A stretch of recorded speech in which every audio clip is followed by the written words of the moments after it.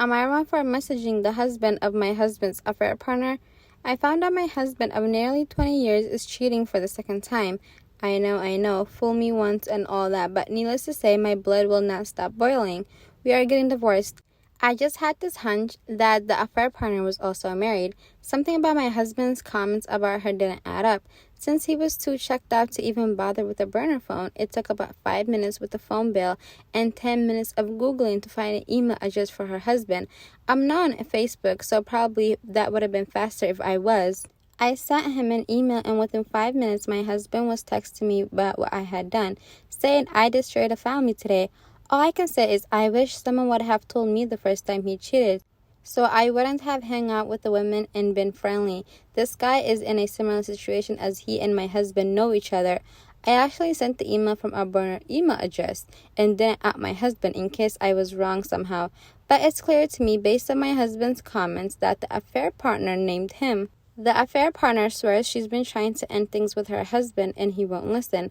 Maybe that's true, but it's also possible she's totally playing my husband and hasn't said anything to hers. Affair partner's husband wants to talk to me, and I'll probably call him. So, am I the a-hole for telling my husband's affair partner's husband about the affair? Did I destroy a family? Should I have just kept my mouth shut? Should I not speak to him? My blood boiling may be clouding my judgment. I personally don't think OP did anything wrong. I feel like if you're the one who's running around town cheating on your spouse and you get exposed for whatever reason, well, for cheating on your spouse, obviously that's the reason you get exposed for it.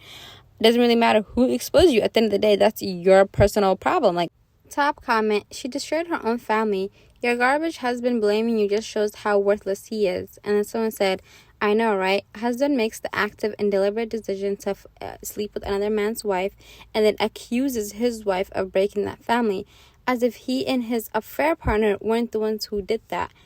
Anyways, but yeah, like, I feel like people just do things and then they get mad that the bad actions that they took has consequences. You cheat on your spouse, the spouse finds out, and then now you're mad. It doesn't really matter how the spouse found out. At the end of the day, you're the one who cheated. Had you not cheat, there would have been no issue. Like, please. Am I wrong for planning to terminate my pregnancy despite my roommate's objections? I, 23 female, recently ended a friends with benefits situation with my roommate, 28 male, after about 8 months. A couple months ago, I had to stop taking my usual birth control due to some nasty side effects. And while I was figuring out alternatives, my roommate told me he was infertile due to complications from cancer treatment in his teens and that we didn't need to worry about, protection. After we stopped hooking up, I noticed my period was running late, but I have PCOS, so irregular cycles aren't unusual for me. When it stretched to over a week late, I started getting anxious and mentioned it to my sister during a phone call. Apparently, my roommate overheard part of the conversation through the thin walls, because he called me the next day asking if I thought I was pregnant. When I said maybe, he broke down and he admitted he lied about being infertile. He never had cancer or fertility issues. I absolutely lost it on him. The betrayal was devastating, and when he started talking about our options and how we could figure this out together, I told him there was nothing to figure out. I'd always been clear that an unplanned pregnancy would mean an abortion for me. That's when he completely flipped out and started talking about how I couldn't make that decision alone, that he had rights too, and even suggested we should consider getting married.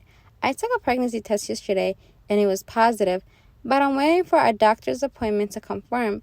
He's been non-stop texting me about wanting to talk through all our options and keeps bringing up his parental rights.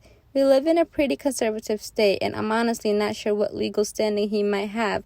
Would I be the a-hole if I went ahead with the abortion regardless of his feelings? Top comment. So he straight up lied about being infertile, convinced you to have unprotected intimacy, and knew you didn't want kids.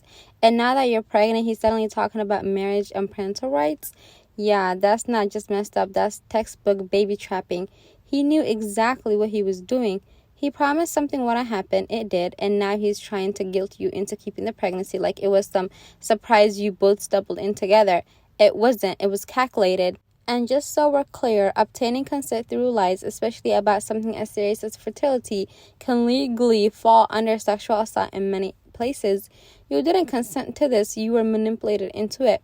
If you wanted to take this to the police, you would have a real case. You wouldn't be the a-hole for going through with the abortion. You'd be protecting yourself from a manipulative, controlling guy who already showed he can be trusted. And if you can swing it, get out of that live situation ASAP. This guy is dangerous in more ways than one, not the a-hole. Exactly. It's not like they just did what they had to. It's not like they did what they did and then it's a surprise to both of them. He deliberately told her that he couldn't have kids, so therefore they didn't need to protect themselves from anything. Like, that's actually psychotic. He said that he had cancer. He said that he was infertile. Girl, this is a psycho. I mean, even though I don't really believe in, abortion and termination and stuff like that, I don't know if I would, like, that would just...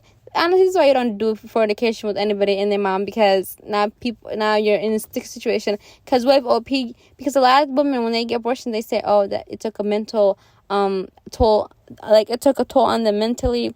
Obviously, like, aborting a baby isn't like the easiest, thing that you can do. It's not a walk in the park.